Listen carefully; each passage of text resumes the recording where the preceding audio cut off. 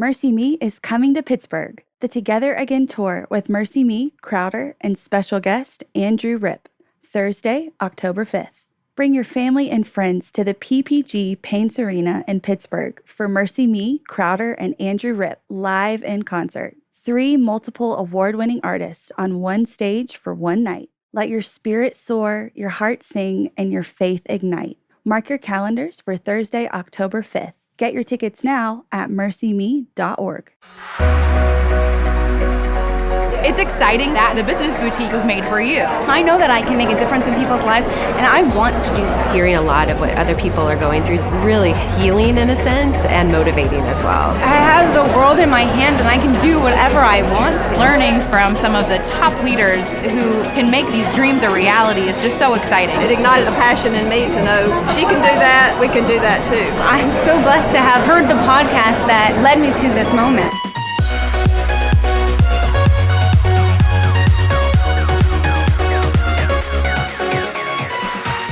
Welcome to the Business Boutique Podcast. I'm Christy Wright, and today we are talking about social media.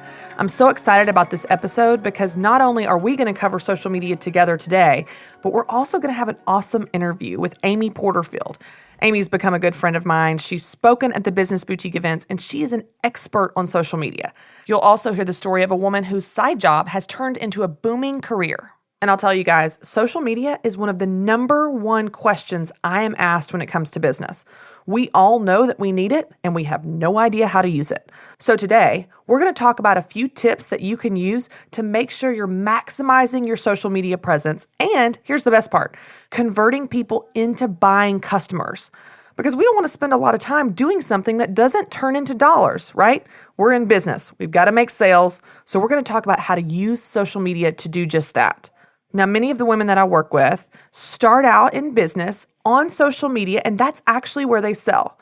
They may have gotten into business kind of accidentally, right? We've talked about this where maybe they make a product or they decide to put their service out there and they do it for a few family and friends, and then they decide to post it on social media like, hey, I have these boot socks, or I make hair bows, or I provide swim lesson services, or I do graphic design services. And so we put it out there on social media, but because we start there, it's very tempting to stay there. And we think of social media as the platform that we sell and operate our business on. But we'll talk about this today. Social media is not for selling. Instead, social media serves a much different purpose for you. For example, when you post on social media that you want to sell a product or service, especially if it's to fans that don't know you very well, that's the equivalent of running down the street and seeing some cute guy and just asking him to marry you. We'd never do that, right? You need to invest in relationships because relationships happen gradually. That's where the best sales happen. So we're going to talk about the role that social media plays in building those relationships that turn into buying customers. In the process of building relationships through your marketing, there are going to be 5 steps that we walk through where you convert someone that doesn't even know you, they've never heard of you, into a loyal buying customer. So let's talk about how to do that. Think of it first like a funnel. At the very, very top, not even in the funnel, but just above the funnel, floating around is what we call white space. Now, white space is full of all of the thousands of people that have never heard of you, never heard of your business, and they don't know what you do. Our goal is to get people from that white space to the bottom of the funnel. The bottom of the funnel represents loyal buying customers. They trust you. They follow you on social media. They've signed up for your email list. They love to stay in touch with you and know what you're doing. Now, after we've talked about how to move people through the funnel, we're going to talk about what moves them through the funnel. And that's great content. Because great content is how you invest in those relationships with people in order for them to become more and more loyal to your business and to build a better relationship with them. So let's start at the top. Step 1 is you have white space. That's at the very top of your funnel, and your goal is to draw them into your funnel. They don't know you, but you want to introduce yourself to them. The way that you do that is through social media. Now, social media plays a big role in step 2. This is where you convert people from not knowing who you are into being a fan or follower. So at step 2, that's where you want to bring people in from white space and they become a fan or follower of your social media pages. The best way to do that is to put great content on your social media pages. When you do that, when you post a really cool tweet or when you post a great article on your Facebook page and your tribe and your fans and followers share it, it's exposed to hundreds or maybe even thousands of people that have never heard of you. And then they think, wow, that's a really great quote, or that's a really awesome article. I want to like that page. So content is what draws people in from white space and makes them want to be a fan or follower of your social media page. That's what happens at step number 2. Now, step number 3 is a big step. It may not sound like it, but this is where you ask something of your fans and followers. It's at step 3 that you ask people to take the next step in the funnel with you, and you invite them to click on an external link, which may lead them to your blog, website, or Etsy store. This doesn't sound like a big deal, but if you think about it, guys, people are really busy on Facebook. They're rapidly scrolling through their news feed on their phone with their thumb, and you've got to have something really interesting that's going to stand out among all the clutter and cat pictures to make people stop their rapid thumb scrolling and actually want to click on that link to go somewhere else. If you think about it, when you post a link on Facebook that you want people to click on, you're interrupting what they're doing. You're taking them away from their activity on Facebook. So that's a pretty big step, believe it or not. Okay, so you've drawn someone in from step number 1, which is where they don't know you at all, to step number 2, which is where they have become a fan or follower of your page on social media. Step number 3 is where you post an external link to your blog, website, or Etsy store, and you've invited them to click on it. Step number 4 is an even bigger commitment. This is where you invite people to give you their email address. Now, this may not sound like a big deal to you, but think about how many junk emails you get in your inbox. People have gotten very protective over their email, and they're not willing to give it away for no reason. So you've got to have a really compelling offer that makes them want to give you their email address. And we'll talk about that in just a minute. So at step number 4, that's where you want to capture their email address. When you capture their email address, you're able to build your email list. And Amy Porterfield will talk about this in just a second. But your email list is gold. This is where people have raised their hand and they said, I want to hear from you. This idea was actually created by Seth Godin, who's a brilliant marketer and New York Times bestselling author, where he says you need to get permission to talk to people. That's where you ask them for their email address, but when they give it to you, they have raised their hand and said they want to hear from you. So there's a whole different level of loyalty in these customers. So that's step number 4. Now, step number 5 is where the sale actually happens. Most people think you just post offers on Facebook and that's where the sale happens, and some may happen that way, but those are not as consistent or as loyal customers. Instead, when you get to step 5 in the funnel, we're now at the bottom of the funnel. You have people that have said, yes, I want to hear from you on your email list, and those are the people that you sell to. You're able to market to them, talk to them, send them email newsletter blasts, and because they're so far down the funnel and they have such a high level of commitment and loyalty to you, they're that much more likely to buy from you. By this stage in the relationship, they know you, they like you, and they trust you. So when you make an offer or you send out an email blast about a new product or event you're doing, they're that much more likely to buy from you. You're not trying to just run down the street and ask a random person to marry you. Instead, you've invested in the relationship through this 5-step process of gradually moving them down the funnel. And by this stage, the sales are effortless. They want to hear from you. They like your product. They like your services, and they want to buy from you. So let's recap what the funnel looks like. Step 1 is taking people from white space into your social media funnel. Step 1 is just white space. These are people that don't know you. But at step 2, you draw them in through great posts on your social media pages that are shared by your fans and followers, and you've converted all new people into being fans and followers as well on your page. That's what happens at step number 2. Now, step number 3 is where you post an external link, maybe a blog or a website on your Facebook or Twitter page, and you invite people to click on it. When they click on it in step number 3, they are led to step number 4, which is where they're invited to give their email address. So when they show up on your blog or website, there will be an offer of some type where you want to capture their email address and build your email list. That happens at step number 4. It's a new level of loyalty with your customers. And then you take that list and that's who you sell to. You're able to communicate with them through regular newsletters and offers and special pricing, and that's where the sales actually occur. Okay, so now that you know the role that social media plays in converting people that don't know you all the way into loyal customers by moving them down the funnel, let's talk about how to move them down the funnel. aside from the posts that you put on Facebook or Twitter or whatever social media you're using, you want to always post really great content. Now, content is one of those words that everyone knows you should have and everyone knows you should use, but no one knows what it means. So let's talk about that. Let's talk about what content actually is. Really, content is just information. Specifically, great content is information that your audience cares about. And you want to post information on your social media pages in order to move them down the funnel. Now, you can post it in several different forms. You can post videos or audio clips, maybe a podcast like this one. You could post photos or graphics. You can post links to other articles or other websites. You can do it in a variety of ways, but the most important thing is that you're posting content, number one, that is around your business and what you want to be known for, and number two, it's something that your audience cares about. Now remember, the purpose of content is to invest in your relationships with your customers. That means that you have to give them something. You have to invest in them.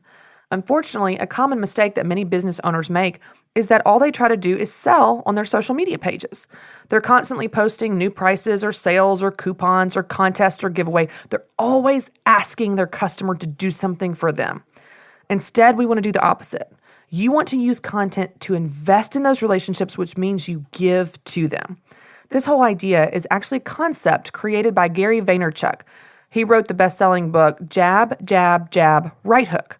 I highly recommend it if you need help with social media because it gives you such a great overview of not only which social media platforms to use, but what are the best practices to make them the most effective.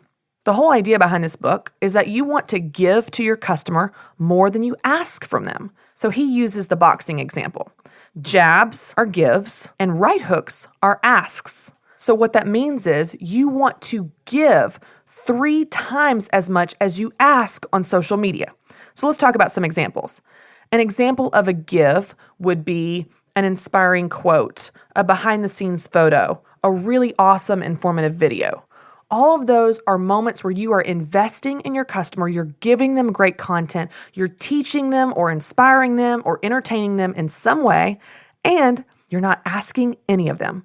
Those things don't have sales pitches at the end. It's just something where you're investing in the relationship with your customer. Then a right hook is an ask. This is where you ask your customer to do anything. That means if you ask them to give you their email, if you ask them to visit an external website, if you ask them to sign up for a contest, all of those are times where you're asking your customer to stop what they're doing and do something for you. So for every time that you ask them something, you want to give them 3 times as much. Here's the best part. When you do this, when you actually invest in your relationships with your customers, they start to know you, they begin to like you, and they start to trust you because they realize you're not one of those pushy salespeople like we've talked about. So when you do this, here's the result. Your customers and your fans and your followers, they begin to know you, they begin to like you, and they begin to trust you. They realize that you're not one of those pushy salespeople like we talked about in the last episode. You're someone that genuinely cares about them and you're willing to give to them and invest in them without asking anything of them. But then here's the best part. When you pull out that right hook, when you pull out that ask, they're that much more likely to engage with you, to click on the link or sign up for the contest because the trust has been built first. So a sample day's post might look like this. The first post of the day is a jab. That's going to be a give. And let's say you give an inspiring quote. Then maybe around lunchtime, you decide to have another jab, and that's a give, and you give a behind-the-scenes photo of what your business is doing that day. Then maybe late afternoon, you have another jab, which is another give, and that's where you give a really informative article, something that's really going to help your readers. Then after work, around 6 or 7 o'clock, you post a right hook, which this is where you post an ask, and maybe there you ask them to sign up for your latest contest. Of course, every single day doesn't have to follow this exact schedule. But the rules still apply. In general, you just want to give to your customers more than you ask of them. When you do that, you're going to build trust and you're going to create more loyal customers in the process. Those are customers that want to hear from you because you're investing in the relationship and they're more likely to trust you and buy from you whenever you do make that ask. So content, whether that's graphics or articles or videos or whatever format you want to use, is what you want to post on your social media pages. That's the very thing that's going to draw people in from white space and make them a fan or follower. but content is also what you want to use to capture email addresses. Now, we talked about this a few minutes ago when we're talking about moving people down the funnel. At stage 4 of the funnel is where you want to capture people's email address. But like I said, they're not going to just give it to you. You have to offer something in exchange for that. That's where you post some type of content. Now, here's the key. Don't use the word content. Why? Because your customers don't use that word. Now, I think it's important to remind you guys, the word content is something that I use when talking to you as a business owner. It's more of a business and marketing term, and it's something that you would only use business to business. So if you are a business and your clients are businesses, it's a fine term to use. But when you're talking to your customers, don't use the word content. Your customers are not sitting around talking about the word content. I'll give you an example. Not that long ago, I went to a big chain store home improvement website. My husband and I shop there all the time, and we spend a ridiculous amount of money because as homeowners, things are always going wrong with our house. So in this particular Sunday, my washer had broke. Full of clothes and water, out of nowhere, it just crashes. And so I have to get a washer that day. I'm shopping online to look at my options and check out the prices. And as soon as I got to the website, a box popped up. Now, I'm sure you've experienced this when you go to websites. A box pops up and interrupts what you're trying to do. And it says this: sign up for our newsletter to receive exclusive content. Now, do you know what I'm never sitting around with my girlfriend saying? Wow, I wish I had some exclusive content from our large, big chain home improvement store. That never happens. So when you start to post things on your website or even on social media using language that your customers don't use, you're not going to attract them or appeal to them. Instead, you want to use words that they use. So instead, something that might have been more effective had I gone to the website and it said something like this: here are 5 ways to improve the curb appeal of your home. Sign up below. Well, that's something I'm interested in. And you know what? It's content, but they use the right words to appeal to me. So when you're posting great content, whether that's on your social media page or even to collect email addresses, make sure you don't use the word content. Instead, use the words that your customers use. Speak their language, and they're that much more likely to sign up. Now, I know we've covered a lot today, so let's recap everything we've talked about. The first thing I want you to remember is that social media is not what you use to sell to your customers. Instead, it's one step in the process of building a relationship with your customer that moves them down the funnel. Speaking of funnel, that's the second thing I want you to remember. The goal of your marketing efforts is to move people from being in the white space of not knowing who you are at all the way down to being a loyal buying customer. Let's recap what those steps are. Step 1, they're in white space and they don't know you. Step 2, you draw them in through really great content and posts where they become a fan or follower of your social media page. Step 3, you post an external link to your blog or website and draw them over to your site. Step 4 is where you invite them to give you their email address by putting out something that they care about and are interested in. And step 5 is where you nurture your email list. You invest in them, you talk to them, and you continue to talk to your customers by offering them special pricing, coupons, and keeping them updated on everything your business is doing. After all, these are the people that said they wanted to hear from you. And the third thing I want you to remember is that great content is what does all of this. Great content is what moves people down the funnel and gets them not only into your funnel to know who you are, but gets them to being a loyal buying customer.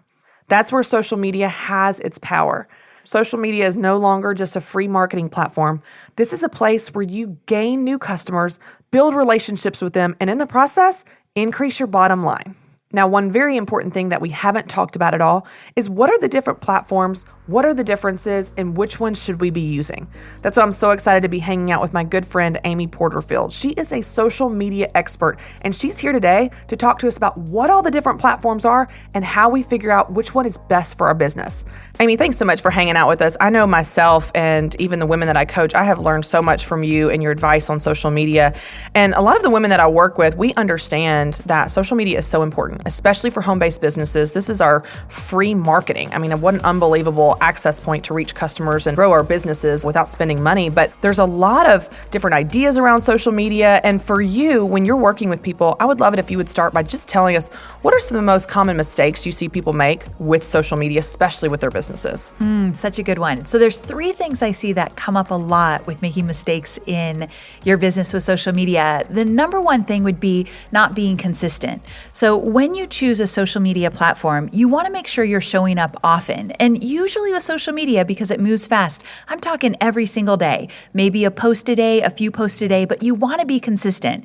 It makes it so that you show that you are in it to win it. You're in the game, you're serious about this, and you want to connect with your audience. So if you jump on Facebook once a week, it's just not enough. Now, to make that a little bit easier for you, if you're making the mistake of not being consistent, you're probably spreading yourself a little too thin. So another mistake I see is that people are trying to be everywhere and be everything to everyone. And so they try to get on Facebook, Snapchat, Twitter, Pinterest, Instagram. And when they're new, it's just way too overwhelming. And I know we'll probably talk about that a little bit more here, but trying to be on every social channel when you don't really even understand one of them is not the best way to go. So you want to choose a platform that you really can dive into and get good at, the platform that your audience is spending time on. Another mistake I see is that people try to sell too much on social media.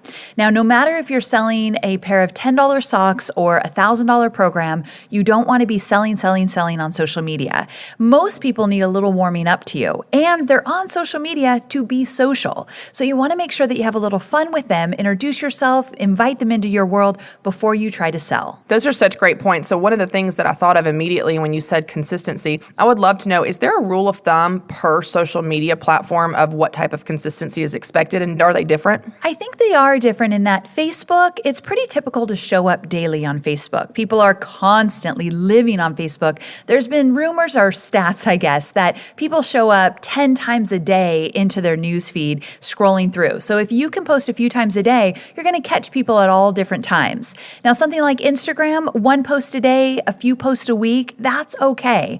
Twitter as well, you don't have to be on it as much if you don't want. Now, here's a great thing. Wherever your audience is spending time, post often there, and then maybe use some of the other sites when you get comfortable with them, just a few posts a week. You don't have to post every day, twice a day, 3 times a day on every social platform. So one of the most common questions I get that you just touched on is you want us to go to the social media where our audience is hanging out. How do you find out where that is? Great question. So you have to do a little bit of investigative work. If you have access to your potential customer or some of your older customers, you want to actually ask them, where do you spend the most time on social media? And they will be more than happy to tell you. So if you have access to those people, just ask where they're spending their time. If you're not sure, I want you to get on Facebook and go to some of your competitors' Facebook pages or those that are aligned with your brand and see if they're attracting your ideal audience. Go on Instagram, see if your competition's on Instagram and see what they're doing there. So do a little investigative work to see where your audience would actually be the most vocal. Okay, so once you've figured out where they're hanging out, let's say that it's Facebook and your audience is there, and so you've got a plan, you're going to post consistently. How do you stand out on Facebook when everyone's on Facebook, not just your customers, but so are other businesses, and so your friends are on there, your fans are on there, your customers are on there. How do you stand out among all of the childhood pictures and cat pictures on Facebook? Yes, you definitely want to have a plan in terms of engagement. So one thing that most people don't know when it comes to Facebook is the only way you're going to get engagement is if you get people to click, like, share, or comment. If they're not clicking, liking, sharing, or commenting, then Facebook is not recognizing that your page has engagement. The more engagement you get, the more Facebook will push you out to more of your fans. And so you want to do things that will get them to take action. So here's a really simple strategy you can do. Ask answer-worthy questions. Now, answer-worthy questions on Facebook means their answer can be really short. They don't really have to think about it for that long. They don't have to type out a novel to answer you, and it's kind of fun. So you might put up 2 different pictures of, let's say you sell hair bows, and you have 2 different pictures, totally different hair bows, and you say, okay, which one do you like best? And something simple like that, they get introduced to your product, you're not asking them to buy, and they get to give their opinion. People love to share their opinion. They sure do. They do. But all they have to do is choose A or B. So it just makes it really easy. Well, so when you talk about engagement, are you really saying that Facebook supports conversations? Because I feel like you and I, we use this term engagement and we know what it means, but most business owners don't. So engagement, when you say like, click, share, post, etc., are you really saying this is where your customer's talking back to you, right? Because you're saying Facebook doesn't want you to just talk at people. If people are not responding and talking back to you, then they're not going to acknowledge it or give it more views. Exactly. So let's say you post a quote on Facebook and someone reads it and they think, oh, that's a great quote, I love it, but they do nothing with it, Facebook thinks that that person could care less. So you've got to get them to click like or share, and you can ask them, hey, share this with someone that needs it today, and it's like an inspirational quote. If they don't take action, Facebook sees it as they don't care. So one of the things I've found, Amy, is that whenever people share an image of mine, maybe this is a quote, like you're saying, something inspirational, an article, something like that. To me, I kind of relate it to having a binder in middle school. And I don't know if you've heard me talk about this, but it's like in middle school, I would have a binder and you put all these stickers on it, right? Like North Face or Journey or whatever the brands are that you like. And when you put that sticker on your binder in middle school, you're saying, this represents me. This is what I'm about. And I feel like that social media is the kind of current version of that, where if I was to post a graphic that you put up, I'm saying, this represents me. This is what I'm about. Do you see the same thing where people are sharing things that they want to identify with? I'm so glad you brought this up. Yes, I do. Not only do they want to identify with, but there's been studies that have shown that if you want people to share your content, that content needs to make them look good, put them in a good light. So it might be that they identify with it and they want to share that with the world, or maybe it's a really smart article and they want to look smart, so they're going to share it, or something funny. But if your post doesn't make them look good when they share it, they're not going to share it. So that's perfect. Well, and it's so interesting too, because I think as people that run businesses and create content, information, articles, that kind of thing, that we think the purpose is to put out something that makes us look good and makes us the hero, but is really about turning your tribe into the hero, right? Yes. Like turning your customer into the hero. So when they share it in their friend group, their friends are going, oh, wow, Sarah shared that really awesome quote. Sarah's so smart. Sarah has good connections or whatever the thing is. I don't know if you're familiar with the story of the single woman, and she has a Twitter account. And so it all started on Twitter, and she had a blog as well, but it's this woman, Mandy Hale, that she branded herself the single woman and kind of her journey of what it's like to be a single woman in her 20s. And she started her Twitter account, and it started with 0 followers, obviously. And within, I think like a year or two, it was 750,000 followers. So here's what she does though, Amy. If you go through her Twitter feed, it's brilliant because every tweet starts with, you are. Not I am, but you are. And so here's what her tweets look like. Here's the theme. You are beautiful. You are worth waiting for. You are good enough. You don't have to wait around on that guy to come around. So all of the women following her are retweeting going, I am good enough. I am worth waiting for. I love it. And they're all retweeting going, they identify with that and it makes them look good. And they're making a statement about themselves when they retweet that. And so I think if we can understand that the purpose of social media when you're putting out content, like you're saying, is not to make us look good, but to really empower our customer, our viewers, our fans, for them to be the hero and for them to find something they identify with that they want to promote because it makes them look good, as you say, then it really changes how we approach content that we put out there. Completely changes it. One of the things that I've heard you talk about is how you're really not posting for everyone in the world. Right. So talk to me about that, of who are we posting for and how do we narrow that down? So you want to think about your perfect ideal customer. You might not even have a customer yet, but who is it that you want to attract? And you want to start investigating this. Start looking at the people that you know would be perfect for your product and start creating a story around that person. I always say create one persona that you are speaking to. So I have a friend, her name is Jasmine Starr, and she's on social media, and she created Elle. And Elle grew up on a farm in Ojai. She used to press flowers into soaps. She grew up, became a soap maker, and now she lives in Manhattan Beach, 2 boys, 1 husband. Elle is exactly who Jasmine wants to attract. And so she made up the story based on who she knew was her ideal perfect customer. And every time she posts on social media, she said, I'm just posting for Elle. So if I want to post a picture of my dog Polo dressed up in a cute hat or whatever it might be, all I ask myself is, would Elle like this? And if Elle would like it, I post it. If not, I don't. And when you look at it through the lens of one persona that you've created, it becomes so much more fun to post on social media because you're not worried that you need to please everybody. That's such great advice, but I think with me, that makes such sense to me because I have a background in advertising, but I'm thinking of maybe a listener that doesn't have a background in advertising or marketing, and she's thinking, well, who is my ideal customer? Like, does she work at the circus? Does she work in gardening? Does she travel? How do I even know the qualities to make up about her? So do you have any tips on how we're supposed to kind of not only identify the ideal customer, but how do we describe them? Yeah, so it's a little bit scary when you're just starting out because you think, okay, so does that mean Jasmine is only going to attract soap makers? And that's not really the point of it. It's that she can put some context around it to really shape the personality and what will resonate with her ideal customer. So my goal for you is to create a story that would be perfect for your product, knowing that not everybody is going to be exactly like that person. Because when you have a persona, you're more able to speak to them in a really casual, inviting way, but know that there aren't such perimeters around it that you have to get it perfect. That's such a good piece of advice. I found that one of the things that I've noticed in the women that I coach, Amy, is that many of them market on social media, but they market to their friends. And so the example I give is, let's say that you have a woman and her business is she makes custom handmade dresses for little girls. And so she's crafty and she's cost conscious and she's a do-it-yourselfer.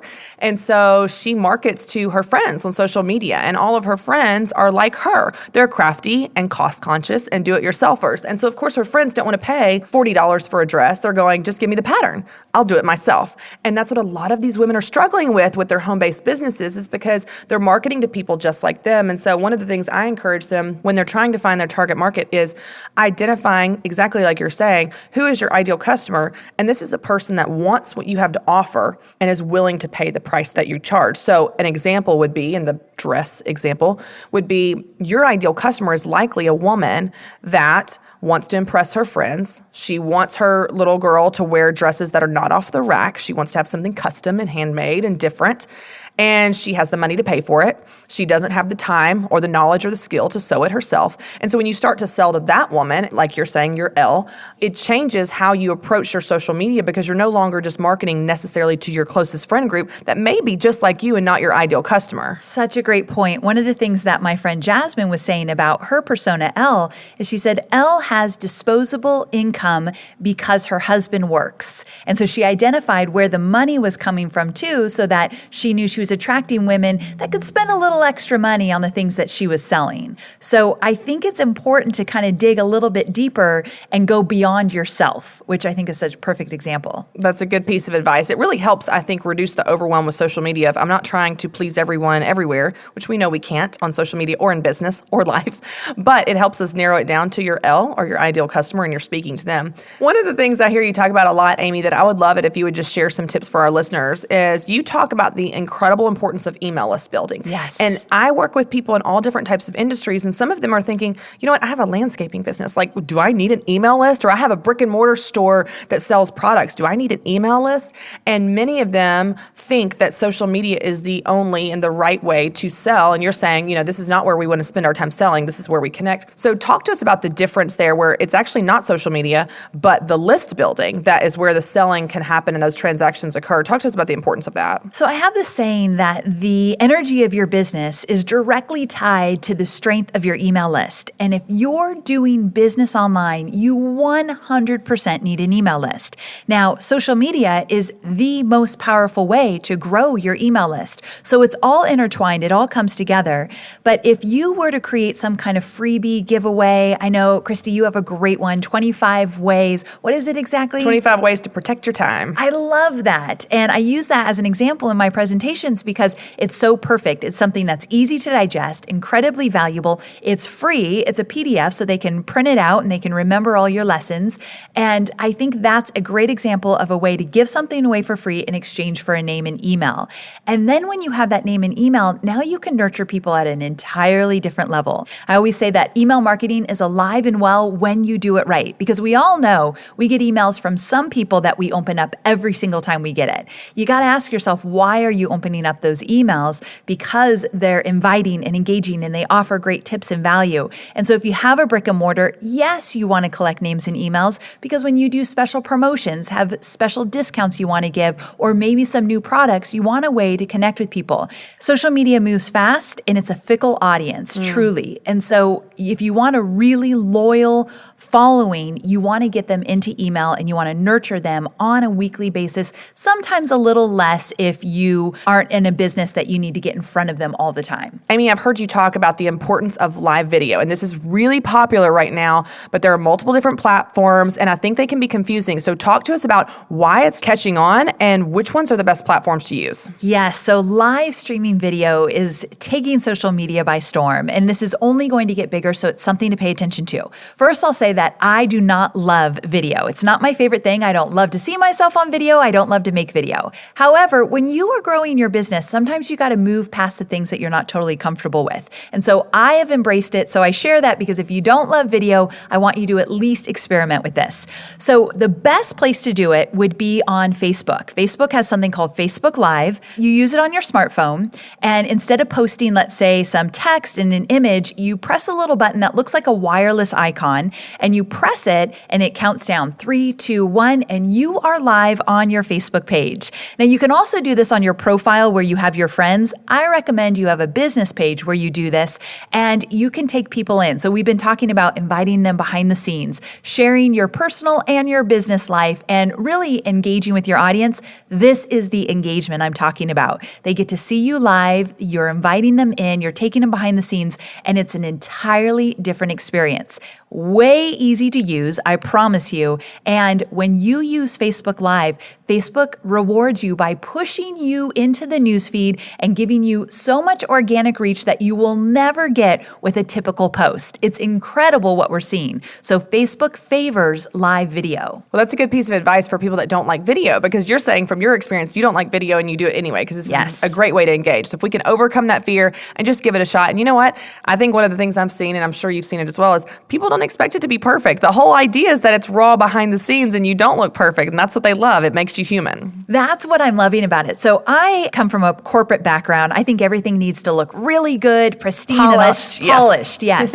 And so now I jump on Facebook Live, and I have to admit, I don't like doing live video, but I'm kind of liking Facebook Live because you're right. It can be real. I don't have to look perfect. The background, the lighting's not perfect. People still love it. And so taking away that polish and knowing I don't have to be polished has made a huge difference for me feeling comfortable on video. So if our brand and our business is not really interchangeable, then are you saying that we should have the same Facebook page or the same social media presence for our personal life and professional, or are you saying we need to have separate accounts? Oh, I'm so glad you asked. So on Facebook specifically, you really do need to have two different accounts. You have your profile with all of your friends, and then you have your Facebook page where people click to become a fan. With Facebook guidelines, you really should not be talking about business on your profile with all your friends. You're not allowed to do it. So to protect your business and to protect yourself, you want two separate accounts.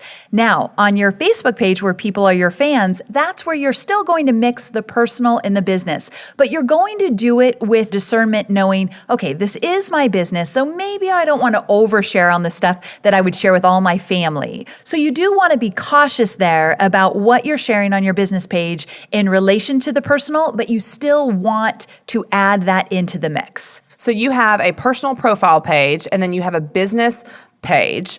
And I think that's good where you're saying you put personal information kind of in both of like, you're a human being, this is fun, we're going to engage with our audience and be a person. But then on the business page is the only place you post about the business. Correct. Okay, that's perfect. I think that really helps us also understand what the different purposes are, because of course, most people use Facebook, even business owners, for a social thing. And so a lot of that social activity can happen on the personal profile, but they still have the business to be a person and engage, but at the same time, promote their business. Yeah, and to give you a little hint, with me, I use all of my accounts for business. I don't really even use Facebook for personal, and that's just me. So it makes it a little bit easier. But when you're using it for both, you definitely want to have that awareness. Amy, you have given us so many tips, and I've learned so much from you just in the short time that I've known you and that I've implemented in my business. But I know these women are going to take away these tips and feel so much more empowered and less intimidated by this whole social media world. So thanks for hanging out with us. Thanks for having me.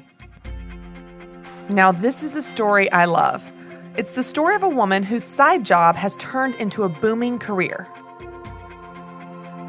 As a coach, when I'm working with clients who are paralyzed with fear, I say follow it through. Give it a voice, speak it out, go to the very end, and see how you feel with that end result. Because what you find is the end result is about 5% of what you're really feeling at the beginning of that fear. That it's really the unknown at the beginning that really has you paralyzed. This is Christy Ratcliffe. She's the owner of Christy Ratcliffe Coaching. I started out as a coach instinctively growing up. I'm the go-to person for all advice. And 2008, my husband and I had gone through the Dave Ramsey FPU, and we paid off all of our debt. And I paid off my house too and got completely debt-free, and decided I was going to do financial coaching in my church and started doing it for free. And then it just grew from there. People started talking to me about life coaching and business coaching. And so I decided to become certified and became a life leadership and financial coach. So I've been doing it full time for 4 years now. Christy's business had humble beginnings. The first year or two, I really wasn't getting anywhere because I was trying to do too much at one time. So I stepped back and said, okay, what's the most important thing? And so it was difficult at first because I was everywhere doing everything and didn't know if I was coming or going. There's so many things you want to do that you think you have to do everything at one time. And I would go back and tell that girl, you don't have to do 99% of that right now. You can just do one thing and baby step it up. So it was overwhelming. I was trying to fill every role myself and do it all in one day, I guess you would say. And so I had to back that off and reprioritize what was important. It was like I was on a trampoline just jumping up and down and didn't know where I was going. Christy went from counseling people in their finances at church for free to a client base of over 300 in 4 years. Her business has grown from a side business into her full-time career. Over the past 4 years, Christy has encountered challenges, but she faced her fears with intentionality and purpose. Christy practiced something I teach the Business Boutique live events. She does it scared. There's so much growth. You know, I think we go through these seasons of growth, and I'm a type of person to tackle my fears. So getting on stage and speaking in front of people has always been my biggest fear growing up. And the only way you tackle that is by putting yourself out there. So when I'm asked to speak, I put myself out there, even though it makes me nervous. Then the next level is charging for your services was very difficult when you did it for free. And so I put myself out there and grew into my fee, I guess is the best way I could say it. I've charged always a little higher than those around me because I feel like you have to grow into it, and never apologized for that. And now my biggest fear is marketing, putting out content, putting myself out there. Why would somebody want to hear what I have to say? And I am tackling that head on by consistently being creative and creating content, hiring a marketing person that's going to push me out there to put me where I instinctively don't want to go, but know that that's what's most important. That's what my calling is. At the end of the day, even though she still has fear and doubt, Christy knows that pushing through only makes her and her business stronger. It still makes me nervous to this day. I will say I'm not near as nervous as I was when I started.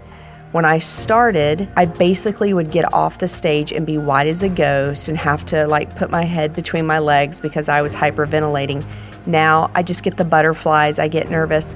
But that's where I think confidence comes from, is tackling those fears. You have to do it. Confidence is making yourself do it even though you don't want to do it. And it just builds your confidence in that area. So that was something I've always tackled, and I still always tackle that, deal with that. On the marketing side, it is very scary to put yourself out there. It's like you're putting the stamp. It is in concrete.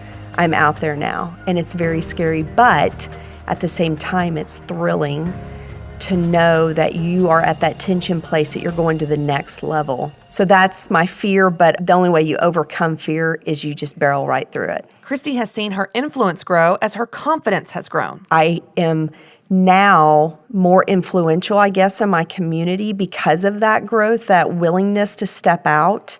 I've had a lot of people call me and say, would you go with me to this luncheon and possibly put your hat in to be a speaker? It just has helped me build influence in my community, and it's allowed me to serve in a way I guess I didn't expect to serve. So that has been very beneficial to me. My business has grown, and honestly, my platform has gotten bigger because I've had that willingness to put myself out there. I think if you put walls up instinctively, well, that's what fear does. It puts walls up. And if you are willing to tear them down, it's unlimited, the potential. She not only helps provide for her own family, but she now employs her mother as well. You get to that tension point where you realize you have to get more people in, but you want to get the right person in. I'm blessed that my mom is my assistant because I can trust her. That's a huge thing for me, is I need somebody I can trust. And I just went to my mom and said, look, this is what I can pay you. This is what I need you to do. And it's not going to be just business. It's going to be business and personal. You're basically going to be my wingman and take care of me. And she was like, I'm ready for that. I would love to do that and invest in you that way. And so it's a blessing to give back to my mom, who has always been there. And that's a huge blessing for me. You know, it's interesting, they say nobody loves your business like you do. Well, if you get your mom in on it, she definitely does. Christy's mother has impacted her and shaped her into the woman she is today. She was in the banking industry, and she was VP of Treasury Management. She was pretty high up there, and maybe that's why I've never been paralyzed with fear, because my mom had me at 14. And she always worked 2 or 3 jobs. And there are times we didn't even have a car or a TV or anything. And she would walk wherever she needed to go. And she just did it. So the legacy my mom is leaving me, I mean, she started it a long time ago. Never give up, never give in. My mom could have sat at the bank and collected a paycheck, but she wanted to do something more that gave her purpose.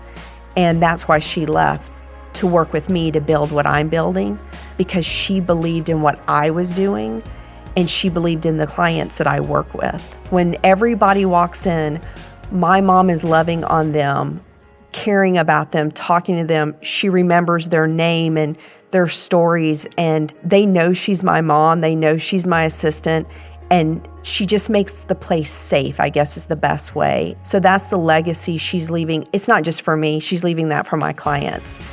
The passion comes from the fact that my mom had me at 14 and I had no father, and my mom never gave up and quit. And I do not believe we have to live with a poor mentality or a less than belief system in who we are. I just don't believe in that type of bondage. And so my goal is to always help people get out of their limited thinking bondage. I will do that until there's no more breath left in me. Wow, I love that story. If you dream about taking your passion to the next level or are already running a business of your own, the Business Boutique event is the place for you. And I have a promo code just for you, the podcast listeners. Receive $5 off any ticket to the Business Boutique one-day events this spring by going to businessboutique.com and using the code BBWright. That's BBWRIGHT, and receive $5 off any ticket to the Business Boutique one-day events. If you're interested in growing your business, you don't want to miss this event. Now, if you have a growing side business and you'd be willing to talk about your success, struggles, and current goals, and you might like to share your story with the Business Boutique community, I'd love to hear from you. Send an email with your story to podcast@businessboutique.com and we'll be in touch. This week, I've got another clip of my video training to share with you for your homework, and I have a special offer for you. For a deep dive into how to utilize social media in your business, go to businessboutique.com/podcast. In the show notes, you can download a video clip from my video training series. It's just a brief clip though, so I'm going to also give you a code to download the entire video training series for 10% off. So watch the video clip, and if you want to improve your business with the entire training, you can use the discount code to purchase the whole series for 10% off. Well, that's it for this week, but I want to hear from you and I want you to join our community. Go to businessboutique.com/podcast. And in the show notes to this episode, I want you to comment one new social media strategy that you learned that you're going to try this week. And if you have questions about social media, post those there too. Remember, there are women in this community that can help you and others that you can help as well. So jump in and start making friends. And as always, thanks for hanging out with me. Don't forget to subscribe to the podcast. And for more encouragement on how to make money doing what you love, visit businessboutique.com.